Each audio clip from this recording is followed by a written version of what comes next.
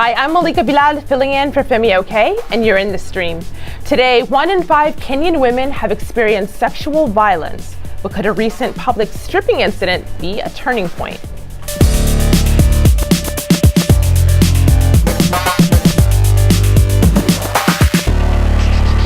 Our digital producer, Omar Bazar, is here looking out for your live feedback, and I know you've had quite a time of it going through some of the tweets that we've been getting. Very interesting ones, actually, that have come in. But most importantly, this has been a story that our community has pitched to us time and again, insisting that we do a story on it.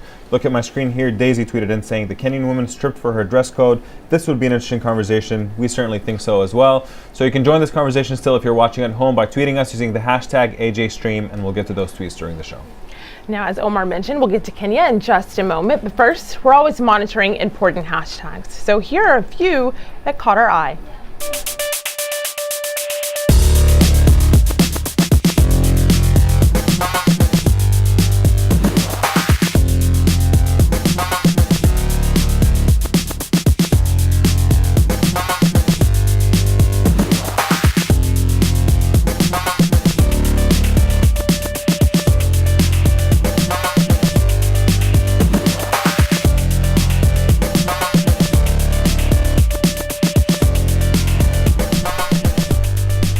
Around the world, people are participating in 16 days of activism against gender violence. And in Kenya, a movement called My Dress, My Choice is trending. The campaign began after a woman was stripped naked and assaulted in public for being, quote unquote, indecently dressed. Since then, at least 2 more stripping attacks have happened and were posted online. In a country where sexual assault is rarely reported, many are fighting back. Women marched defiantly, saying what they wear is their choice. But those recent protests have also attracted people on the other side in Nairobi, mainly men, saying women should not dress provocatively and should adhere to African cultural norms and religious code. The police have formed an anti-stripping squad, and the government has vowed to prosecute anyone involved in stripping or posting videos. But with both sides firmly standing their ground, where does the debate go from here? Well, to discuss this and much more, we're joined by Naomi Maura. She is founder of the Flone Initiative, an organization that promotes social reform in Kenya. Betty Waitherero is a writer, producer, and human rights activist in Kenya and runs her own blog.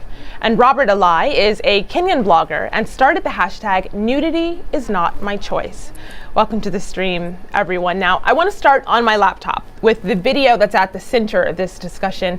We thought long and hard about whether to show this video, but we decided it's important to see what sparked this debate in Kenya, and a warning to viewers who may find this material disturbing. You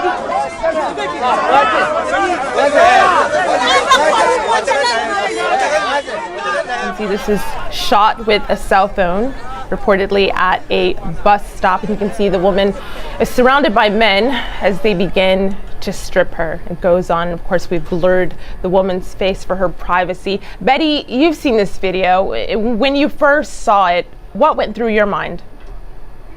The worst part of this video is, as you've noticed, she is surrounded by men, and all the men are shouting, remove her clothes, and some are even shouting, kill her.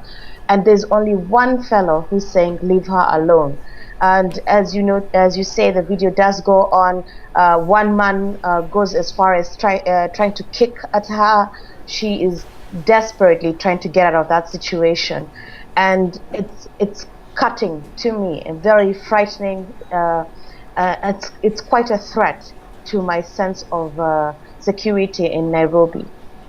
Naomi, I'm curious what you thought, if your thoughts echo those of Betty's. Did this resonate with you at all? Has this happened to you? Yes. When I saw the clip, I thought, oh God, not again, because this is not the first clip that has been circulating online. And you see her desperation in trying to get out of that scenario, and her helplessness. She's trying to, at some point she even tells the guys, just leave my top alone, just leave my top, my skirt is already gone. And that level of desperation is scary. It's unfortunate. And you said that this is also something that you personally experienced, not to this extent, but can you tell us about that? Yes. So I was in my hometown. I was just in t-shirts and jeans, and a guy said hi, but I didn't even notice. And then the next thing, I felt somebody just grabbed my t-shirt, and I was able to call out my uncle who came, and then the guys just disappeared. But when I saw the first clip of these incidences, that's when it really hit me what would have happened if I wasn't in my hometown. So, one of the things that are really disturbing about this is that there are a lot of people who actually express support for these kinds of attacks when they do happen. I mean, that's sort of been the thing that threw me off for the most part. We have somebody who tweeted in, Hussein here, saying, I am in Kenya and I support the stripping action. If the Virgin Mary dresses decently, why not them? Respect yourself. Now, Malika, I know this is one of the tweets that you cringed at because I actually loved the response that you posted in a form of a question saying, thanks for commenting. Would the Virgin Mary also have supported stripping the woman to make that point? I thought that was actually a perfect response. Thanks so much. But Robert, what do you make of the fact that, with many crimes, people commit them in secret and they know they're wrong, as opposed to this attack, these kinds of attacks where people actually are openly advocating for them? What does that tell you about the situation in Kenya, basically? And that's a very good question, because that's what's happening with Kenya, is that people don't believe in the justice system. From the police, you just realize that our police boss resigned today because people don't have confidence in the law. But I don't advocate for the stripping of women. I don't advocate for the harassment of women. The violence on gender violence of any kind is very wrong. But we also have to be aware of the fact that feminine victimhood is a very big industry. Very many people would like to jump to the fact, and get their name out there just because they've seen a woman, being done something negative, being harassed. And then they would like to further their career from that. Many initiatives, many women organizations came with that. But we even have a gender ministry, which is just so focused on women and not looking at the bad things happening to the young boys, the men who are being raped every day in Nairobi. Nobody's talking about them. So I think Robert, I have to interrupt you because you said a phrase that I hadn't heard before, feminine victimhood. What is that in your view? Female people who like to jump to use the victim, the female victims to further their agendas. I think and that's the thing, Robert. You cannot even define this term that you came up with, because you made this up. Yeah, there's no such thing as feminine victimhood or industry of feminine victimhood, and that's why you cannot even define it. It's very I think good we that should be specific.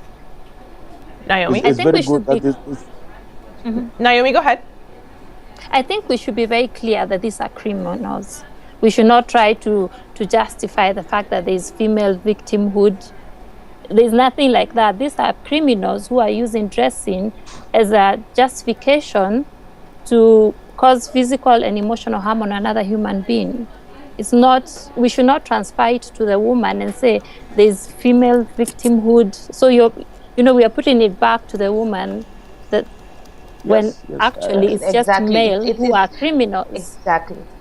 It is it's just an extension of the culture of blaming victims, blaming the slut shaming, or whatever you want to call it. You just want to blame the person who ends up being the victim in this situation. If a man was robbed, if he was robbed and left naked, you would not blame that man for being robbed and left naked. These women are being robbed, they're being sexually harassed, they're being sexually assaulted in the streets of Nairobi. They end up being naked, and you call it female victimhood. It's nonsense. It's utter nonsense. I want to pick up on something, Robert, that you did actually mention. I want to pick up on something you mentioned, which was the role of the police in this. Now, we were meant to be joined today on the program by Masood Moenye, who's a spokesman for the Administration Police of Kenya. Unfortunately, given events of the day, he wasn't able to join us. But Our producer spoke to him about what the Kenyan police are doing to prevent further attacks, and this is what he said. What is key here and important is our reassurance as the law agency that we're ready to protect women and girls and even men, goes to your point, Robert. In a nutshell, any law-abiding citizen should never be fearful or at any one time be made to feel they are weak or vulnerable. The police will always be there to protect and ensure them of their safety. As much as we might not be everywhere, we've spoken to our officers to make sure we enhance our response. Incidents happen whether we like or not. It is inevitable. Betty, he talks about reassurance, but then he also talks about an inevitability. What's your thinking on that? He totally negates his policy, and it's more of oh yes, we'll protect you, but things happen, and we can't be everywhere. It's just a continuation of a lack of commitment to protecting the rights of all citizens, as he said, the rights of Kenyan women especially. Even after we did My Dress, My Choice protests, that very same night, a woman was stripped in Kayole. And the reason that she was stripped is because she she was selling eggs, she asked for payment, the person refused to pay her, and then they decided to strip her in an attempt to rob her. They beat her up terribly. Okay, and she ended up in hospital. And the fact that what Naomi has said is very true. These are indeed criminals. This is a plan among a gang of men to target, harass, rob, sexually assault, and leave women completely destitute, completely naked, and completely humiliated. And if the police themselves do not want to treat it as such, then what recourse do women have? Robert, we have some people who are weighing in on our online community also on the role of police. We have Aya Bakri here who says police and government alone cannot solve the problem. We need public cooperation to give information to arrest those involved. And we also have a video comment here from Esther. Take a listen to this. My Dress, My Choice was about bringing awareness to these sporadic attacks that have been happening in our country of stripping women. We wanted to bring it to the attention of the police that they need to act fast, but also to get the public to be involved, because what was happening in broad daylight was the crime was being committed and nobody was standing up in defense of the woman. The police cannot be everywhere. As the public, we need to stand up and protect our women. And we need to appreciate that it is their choice to dress the way they please. Robert, I wanted to get your take on whether you think that the police are doing enough in response to these attacks.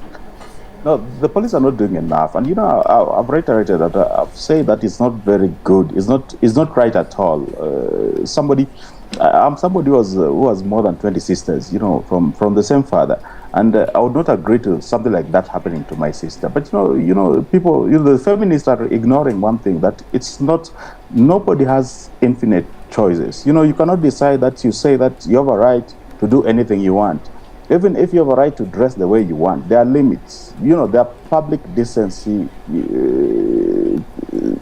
aspects which you need to look at. If you don't look at those, then it's very wrong that you argue that, I have a right of free expression. I have a free expression. Robert, what are the limits in your view? What is decent dressing? Yes.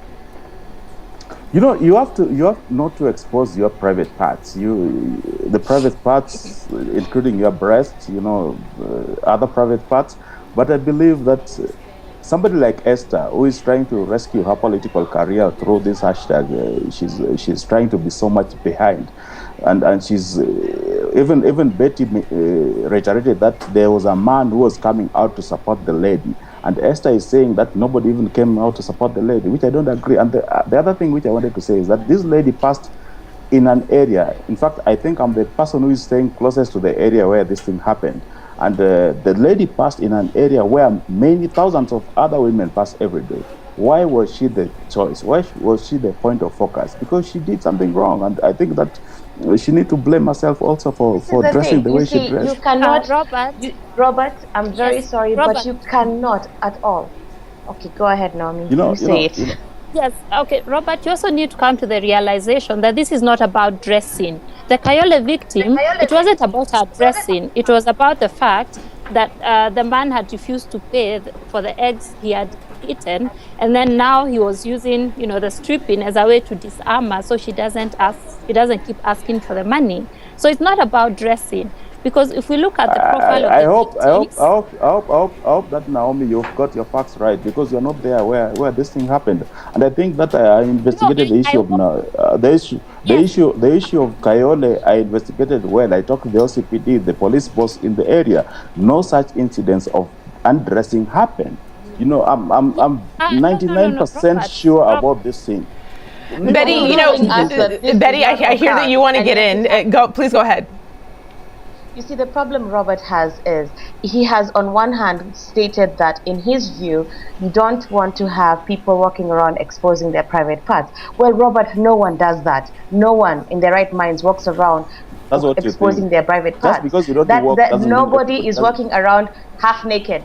Okay? There's no woman who does that. What you're claiming is actually you need to tell us exactly what you mean by exposing private parts, because you are the same person 2 months ago who was supporting a police officer who was wearing a rather tight skirt, and we were on a show with you, and we agreed that in fact they should leave her alone. Tightness is not nudity. Tightness is not nudity. Okay, no. Exactly. And so who in your mind, who have you seen and who have you heard of walking around exposing their private parts and expecting? I mean, come on, that is completely absurd. The second thing I want to say is, regardless of what that woman did on that particular occasion, a mob of men ganging up against her was absolutely wrong, and there's nothing to justify that. No matter what she did, if she broke the law, they are police, and these men have took advantage of that situation. They were a crowd of men. Can you imagine the terror that she felt? It was just horrible. I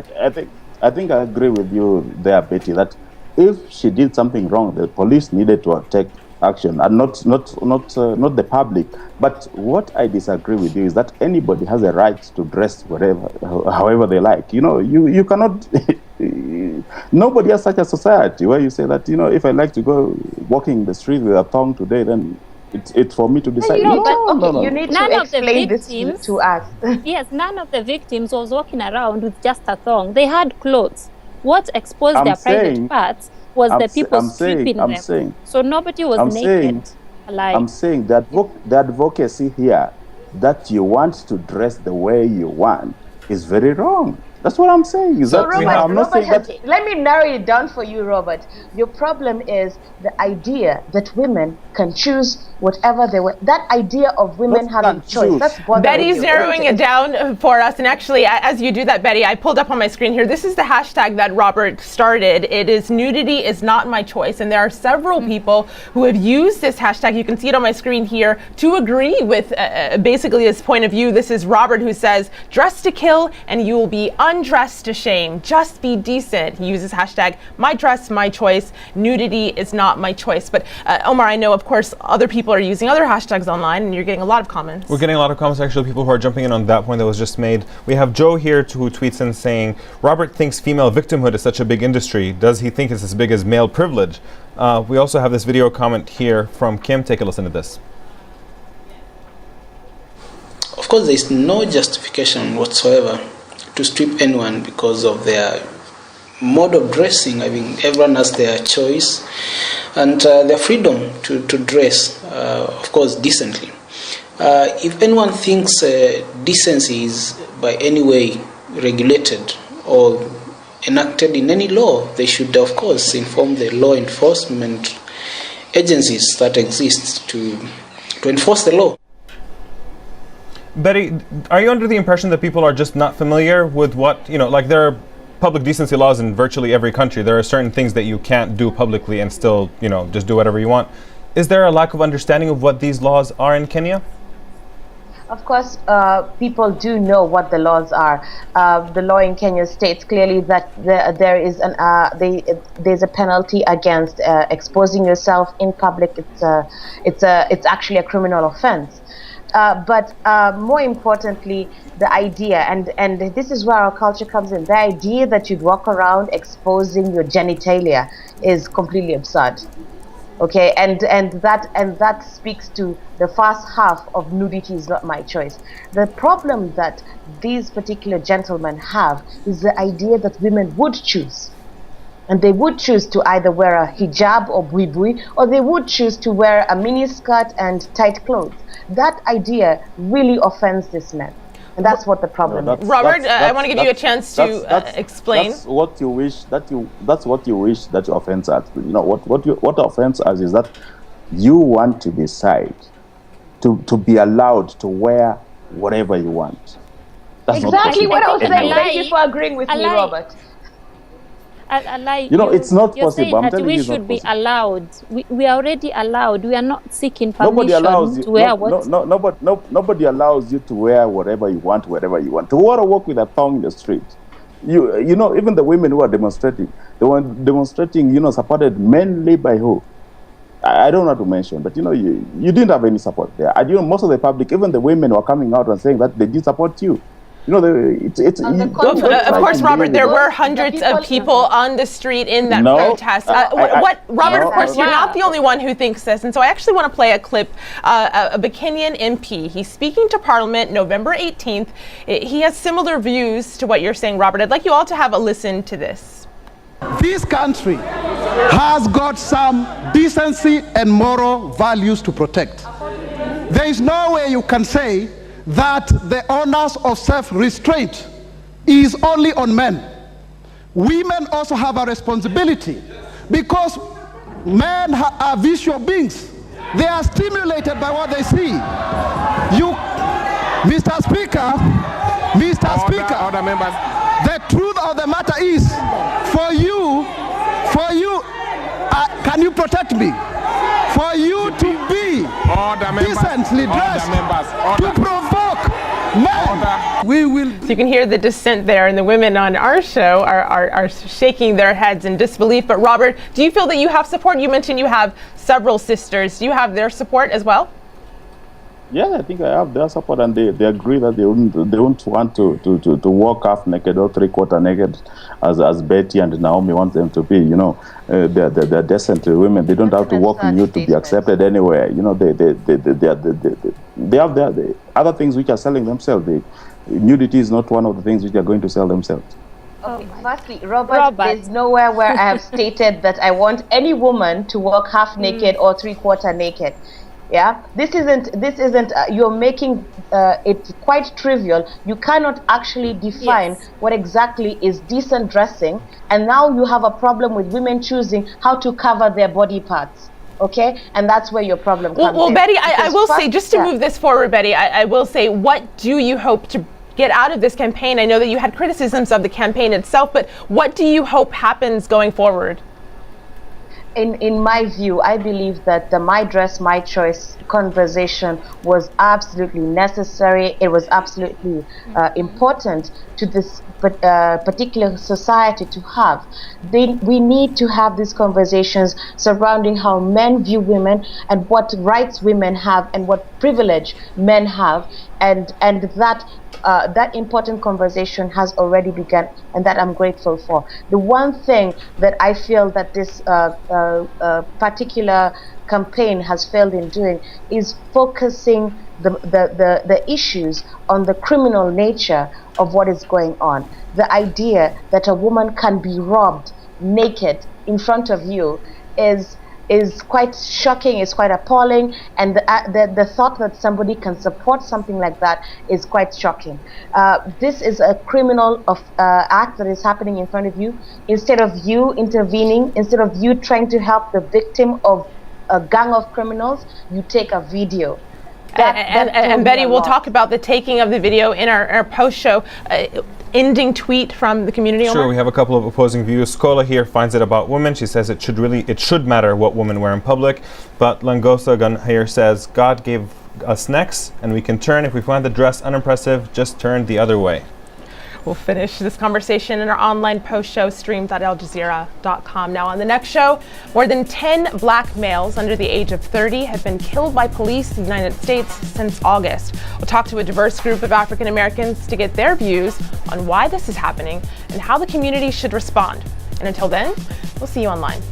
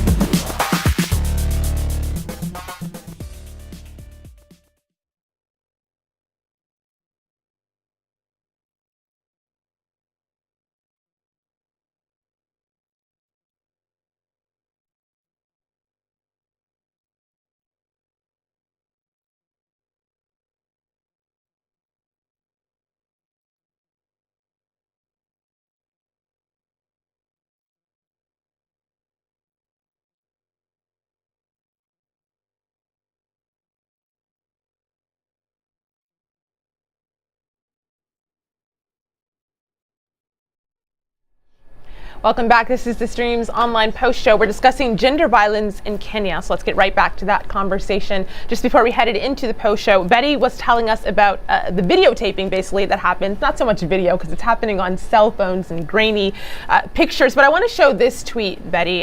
This is from Digital Humanitarian. This person writes, what was the My Dress, My Choice call to action? Did anyone bother to find the victim? She needs trauma counseling. And then there's a picture here where you can see a group of people with their cell phone cameras out, photographing someone who clearly needs help. And the caption says, people nowadays. What do you think the role is of the bystanders in this? And is there enough action being taken against them? Well, first of all, like I said, there's something really wrong in our society when you can watch somebody being robbed naked. I mean, the sort of violence that's being meted out right in front of you and you simply do not respond, that says a lot about you. And that tells you how people view women, or in fact, how people view each other in society. You can actually watch somebody else getting robbed right in front of you and you don't do anything about it. And there's something deeply wrong in Kenya. One of the factors that I believe contributes to this is the fact that we have extreme economic and social inequalities in this country. And that by itself is a contributing factor to the way people view each other, the way people deal with each other, and the way people view women especially. Whenever there's extremism, the first casualties are women and children. And that's my view of this. You are asking me about did the people behind My Dress, My Choice reach out to the victims and try to do some trauma counseling? Yes, actually we did. And some of the victims decided that they do not want to be a part of the campaign. Some of them decided that they would rather be compensated and left alone because of the shame of public exposure. And there are others who have sought further counseling, and of course we are willing to help them in that regard. But to go back to the point as to why would somebody take videotapes, I mean, record on your camera while somebody right in front of you is being beaten or being robbed naked. I really have to emphasize that that disconnect, the psychological disconnect from one person to the other within the Kenyan society is so vivid that you can have a situation where you're being robbed and somebody will take record the whole situation. But then on the other hand, you have gangs.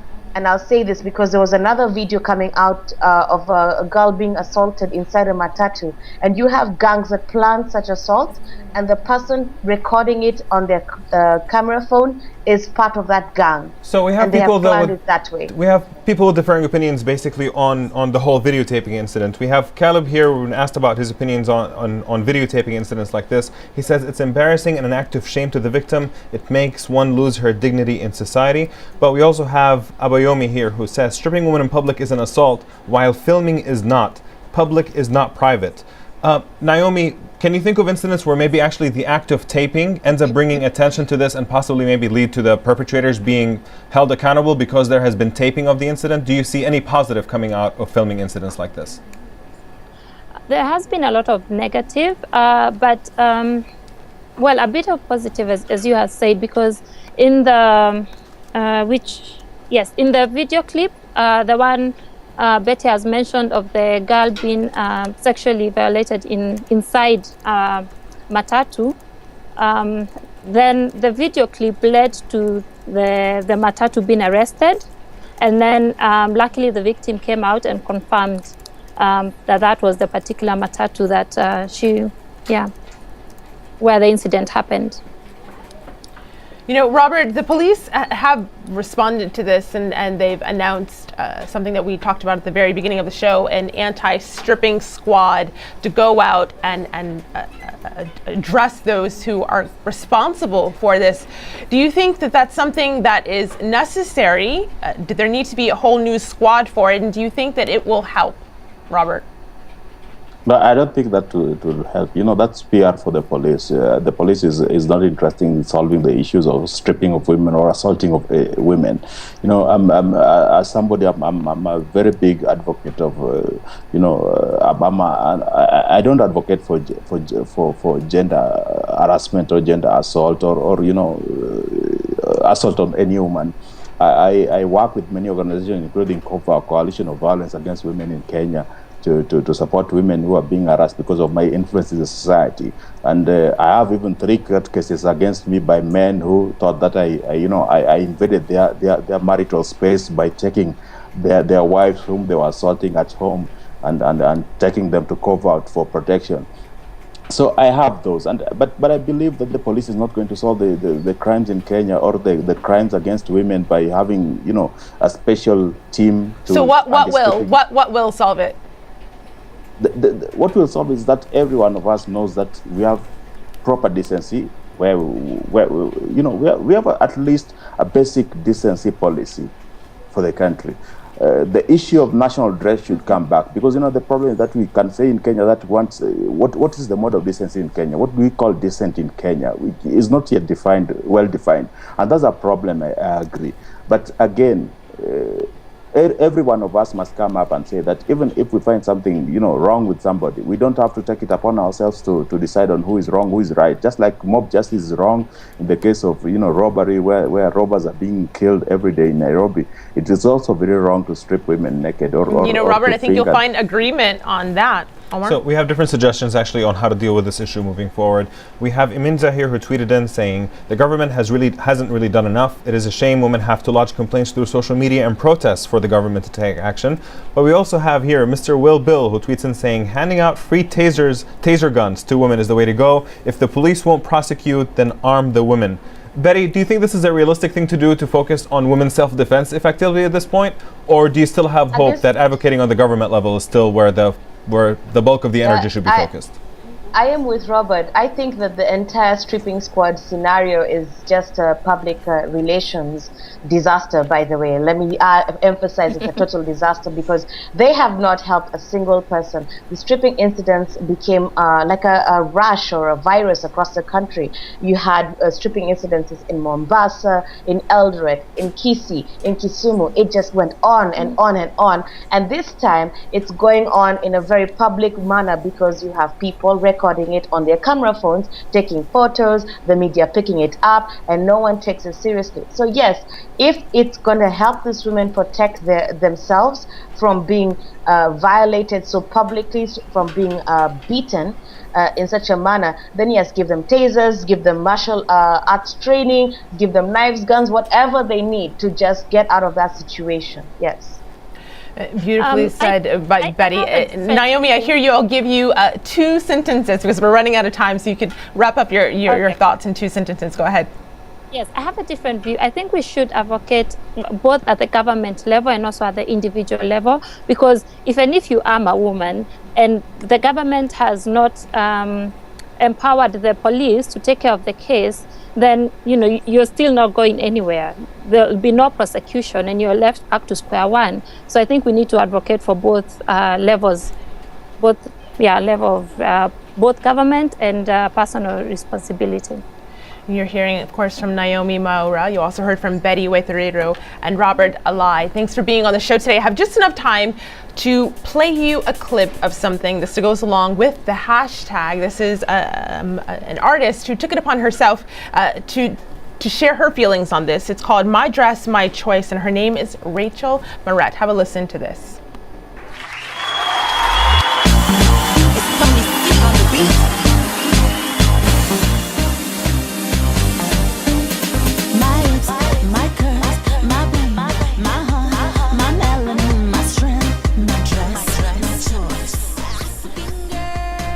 Sure, the song itself will spark conversation, and you can continue that conversation online using our hashtag AJStream. Now, on the next show, more than 10 black males under the age of 30 have been killed by police in the United States since August. We'll talk to a diverse panel of African Americans to get their views on why it's happening and how the community should respond.